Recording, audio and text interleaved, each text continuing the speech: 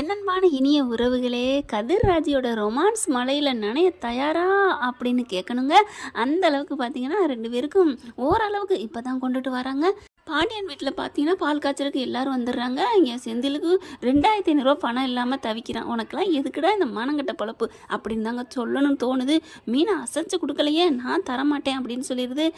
தவிக்கிறாருங்க செந்தில். எல்லாரும் ஆளாளுக்கு ஒரு கிஃப்ட்டை கொண்டாந்து கொடுக்குறாங்களா. அந்த கிஃப்ட்டை கொண்டு போய் வைக்கிற இடத்துல கதிர் அங்கிட்டு நிற்கிறாங்க, ராஜி அங்கிட்டிருந்து வர்றாங்க. ஆனால் சால் வந்து ஒரு ஆணியில் மாட்டிக்கிறது. அப்போ கதிர் தான் பிடிச்சிட்டாருன்னு ஐயோ பாவங்க. அவ்வளோ அழகாக வெக்கப்பட்டு விடு விடு அப்படின்னு சொல்லிட்டு அடடா ஐயய்ய எவ்வளோ அழகுங்க. அப்படியே ராஜி முகத்தில் ஒரு பொலிவு சொலிப்பு தெரியுதுன்னு சொல்லலாம். அவ்வளோ ஒரு அழகா. ஆனால் கதிர் பார்க்குறாங்க, ஏய் நான் எங்கடி அப்படிங்கிற மாதிரி. என்ன அப்படிங்கிறாரு.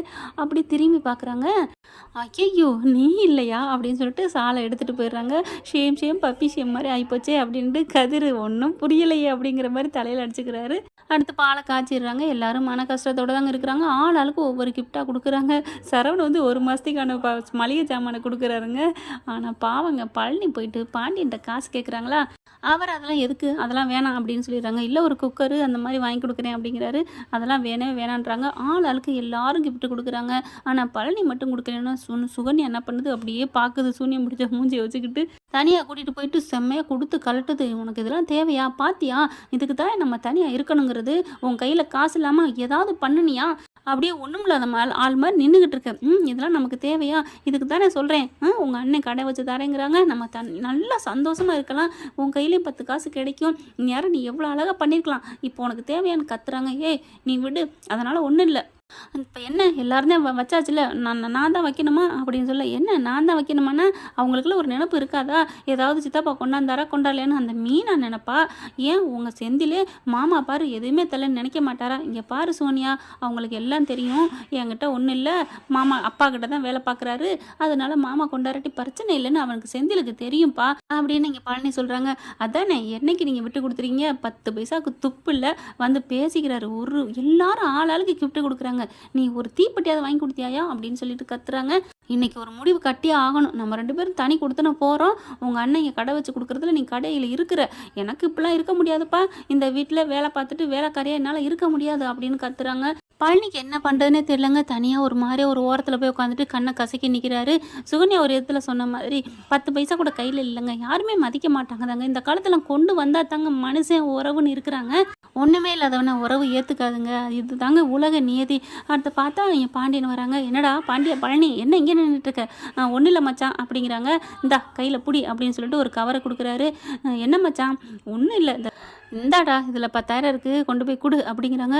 மச்சான் அப்படிங்கிறாங்க. பரவாயில்லடா கொடு. இல்லை மச்சான் அப்படிங்கிற. இங்கே பாரு, அவன் கையில் காசு இல்லாமல் ரொம்ப கஷ்டமாகப்படுற மாதிரி தெரியுதுடா. யார்கிட்டயோ 2000 பணம் கேட்டுக்கிட்டு இருந்தான்டா. ஆமாங்க, செந்தில் வந்து ஃபோன் பண்ணி கேட்டுக்கிட்டு இருக்காங்க, எனக்கு 2000 பணம் அனுப்புங்க, நான் உங்களுக்கு கண்டிப்பாக தந்துடுறேன் அப்படின்னு கேட்டுக்கிட்டு இருந்தார் இல்லையா. ப்ளீஸ்டா வரையில் 2000 கொண்டுக்கிட்டு வாடா அப்படின்னு வேற கெஞ்சுறான். அந்த பக்கத்து இல்லைங்கிறது தெரியுது. முகம் வாடி போயிருது செந்தில் முகம். அதை வந்து பாண்டியன் கண்டுக்கிறாரா.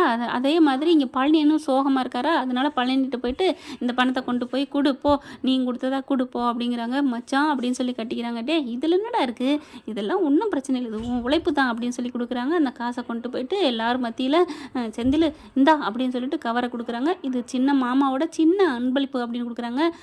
அதெல்லாம் வேணாம் மாமா அப்படின்னு மீனா எந்திரிச்சு சொல்ல, உடனே செந்தில் வந்துட்டு அடி பாவி, நீ தான் காசு கொடுக்க மாட்டேங்கிற, என் மாமா கொடுக்குறாரு, அடுத்தவங்கிட்டையும் வாங்க விட மாட்டேங்கிறாளே, நீ கொடு மாமா நீ கொடு அப்படின்னு சொல்லி வாங்கிக்கிறாரு. அப்படி எல்லாரும் பார்க்குறாங்க. சோனியா பார்க்குது, என்னது அப்படிங்கல, என்ன ஏது இவருக்கு அப்படிங்கிற மாதிரி பார்க்குறாங்க. அப்போ தான் காசை உள்ளுக்கிறக்க பார்க்குறாரு. மாமா அப்படின்னு செந்தில் பார்க்க, வச்சுக்கப்பா, இந்த மாமாவால் முடிஞ்ச சின்ன உதவி. மாமா இவங்கெல்லாம் கொடுத்ததெல்லாம் சின்ன உதவி இல்லை மாமா, நீங்கள் செஞ்ச இந்த இதுதான் மாமா பெரிய கிஃப்ட்டு, என் மானத்தை காப்பாற்றின கிஃப்ட்டு அப்படின்னு சொல்லிட்டு ரொம்ப இதுங்கிறாங்க. டே இது நான் கொடுக்கலடா, உன் அப்பா தான்டா கொடுத்தாரு அப்படிங்கல. அப்பா கொடுத்தா என்ன, 6 கொடுத்தா என்ன மாமா, நீ கொடுத்துருக்க மாமா, ரொம்ப தேங்க்ஸ் மாமா அப்படின்னு கட்டிக்கிறாங்க.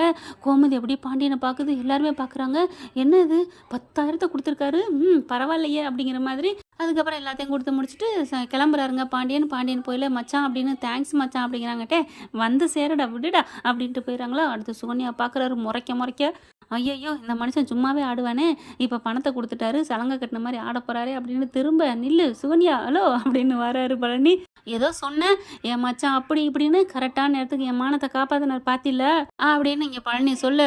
இப்போ என்ன குடுத்துட்டாரு, உங்கள் சம்பளத்தில் தான் கொடுத்துருப்பாரு, நான் போகிறேன் அப்படின்ட்டு போகிறாங்க. நில்லுடி என் மச்சான், இனிமேல் தப்பாக பேசுகிறத நிறுத்து. என்ன தலை நிமிர வச்சுட்டாரு பாத்தில, எல்லாரும் கொண்டாந்து கொடுத்த கிஃப்ட்டை விட என் கிஃப்ட்டு தான் ஒசத்தின்னு என் மாப்பிள்ளை சொல்லியிருக்கான் பாத்தில, கரெக்டான நேரத்துக்கு ஆபத்துக்கு நான் உதவிருக்கேன்டி அப்படி இப்படின்னு பேத்துறாருங்க. சோனியா ஐயோ அப்படின்னு சொல்லி தலையில் அடிச்சுட்டு போயிடுது. மீனாட்ட வந்து செந்தில் என்ன பண்ணுறாங்க பாத்தில, எப்படி எங்கள் மாமா நீ 2500 கொடுக்க மாட்டேன்ட்ட, என் மாமா பார்த்தியா 10,000 கொடுத்துட்டாரு. ரொம்ப பீத்திக்காதீங்க, அந்த பணம் கூட உங்கள் அப்பா கொடுத்ததான், என் மாமா கொடுத்தது தான், ஓ மாமா கொடுக்கல போதுமா. யார் கொடுத்தானடி, எனக்கு பணம் வந்துருச்சுல. சரிப்பா இந்த பணம் இப்போ வந்துருச்சு, நாளை பின்ன என்ன பண்ணுவேன், நாளைக்கு செலவுக்கு என்ன பண்ணுவேன், அதெல்லாம் சம்பளம் வந்துடும் பார்த்துக்கலாம் அப்படின்னு சொன்னேன். பார்த்துக்கலாம் உனக்கு இருக்குடி கச்சேரி, நீ வாங்கி வச்சிருக்க ஊரை சுற்றி கடை, இஎம்ஐ கட்டுவியா என்ன கட்டுவியான்னு பார்க்கலாம் அப்படின்னு சொல்லிட்டு மீனா சவால் விடுறாங்க. அடுத்து ராஜி மீனாவை கட்டி பிடிச்சிட்டு அழுகுறாங்க. கதிர் வராரு.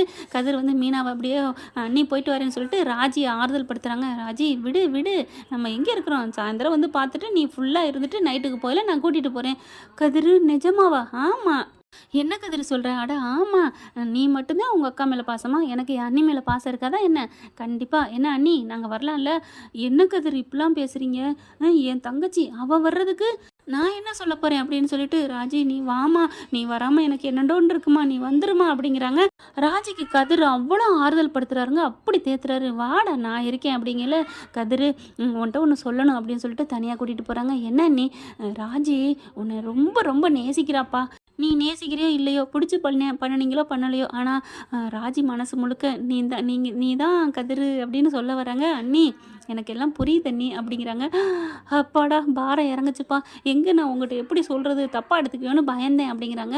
இங்கே பாருங்க அண்ணி, என் மனசு முழுக்க அவள் தான் இருக்கா அண்ணி, அவள் மனசு முழுக்க நான் எப்படி இருக்கணும் அதே மாதிரி தான் ராஜி. இந்த ஜென்மம் இல்லை, எத்தனை ஜென்மம் எடுத்தாலும் சரி அவளை நான் விட்டு கொடுக்க முடியாது அண்ணி.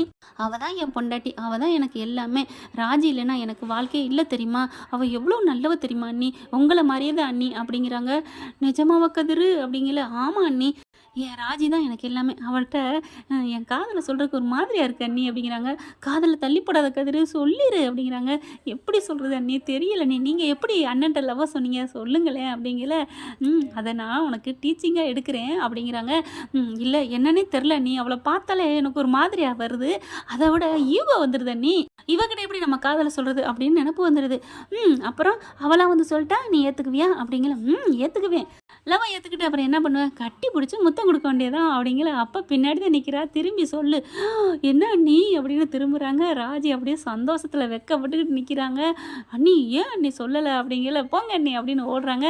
ஹலோ எங்கே போகிறீங்க அப்படின்னு சொல்லி கையை பிடிச்சி இழுக்கிறாங்க. கதிர் என்ன பண்ணுறாங்க, ராஜி கையை விடு எனக்கு வெக்கமாக இருக்குது அப்படிங்கிற மாதிரி கையை உதறிட்டு ஓடுறாரு.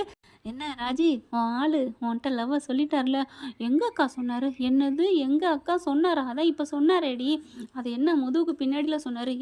உனக்கு முன்னாடி தாண்டி சொன்னார். என் முதுகுக்கு முன்னாடி சொன்னாலும் என் மூஞ்சிக்கு முன்னாடி சொன்னாலும் என்னை பார்த்து சொல்லலையே, என் கண்ணை பார்த்து சொல்லலையே அப்படிங்கிறாங்க. அதெல்லாம் கூடிய சீக்கிரம் சொல்லிடுவான். அவன் மனசில் நீ இருக்கேன்னு தான் தெரிஞ்சிருச்சுல, அப்புறம் என்ன ரொம்ப பண்ணாத அப்படின்னு கன்னத்தில் கிள்றாங்க. அக்கா அப்படின்னு சொல்லிட்டு நீங்கள் பிரிஞ்ச வேதனையில் இருந்தாலும் அவர் சேர்ந்த சந்தோஷத்தில் அவர் மனசில் நான் இருக்கேங்கிற சந்தோஷத்தோடு நான் போகிறேன்க்கா. ஆனால் கண்டிப்பாக இனிமேல் ஜோடியோடு வருவோம். வாங்க வந்து இந்த வீட்டில் லவ்ஸை பண்ணுங்க அப்படின்னு சொல்லிட்டு சந்தோஷமாக கிளம்புறாங்க. என்ன ஃப்ரெண்ட் இப்படி போனால் சூப்பராக இருக்கா, பார்க்கலாம் என்ன நடக்க போகுதுன்னு. இந்த பற்றி உங்களுக்கு பிடிச்சிருந்துச்சுன்னா உங்கள் பொண்ணான கையில் ஒரு லைக்கை போட்டு சப்ஸ்கிரைப் பண்ணிடுங்க. Thank you friends.